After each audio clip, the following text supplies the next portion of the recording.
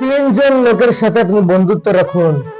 তিনজন: এক, সঠিক নেক আখলাকবান লোক, ইমানদার ব্যক্তি।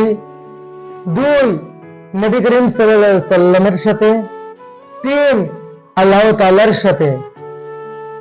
প্রথম বন্ধু ইমানদার লোক, নেক আখলাকবান লোক আপনাকে কি করবে? আপনাকে সঠিক পথে চলার তাগিদ দেবে, সঠিক রাস্তা দেখাবে।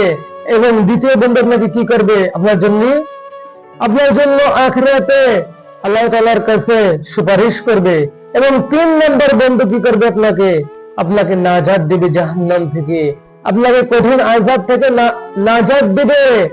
এজন্য তিনজনের সাথে বন্ধুত্ব রাখুন। এই তিনজন ব্যতীত অন্য কারোর সাথে বন্ধুত্ব রাখতে যান না। যদি নেক আখলাকবান লোক যদি না পান, তাহলে আলেম ওলামাদের সাথে বন্ধুত্ব রাখার চেষ্টা করুন। তাও যদি সম্ভব যদি না হয়, তাহলে আপনি একা চলতে শিখুন এবং দুইজনের সাথে বন্ধুত্ব রাখুন। একজন আপনাকে সুপারিশ করবে, আরেকজন আপনাকে নাজাত দেবে। যদি করতে পারেন তাহলে আপনি অবশ্যই সফলতা অর্জন করতে পারবেন ইনশাআল্লাহ।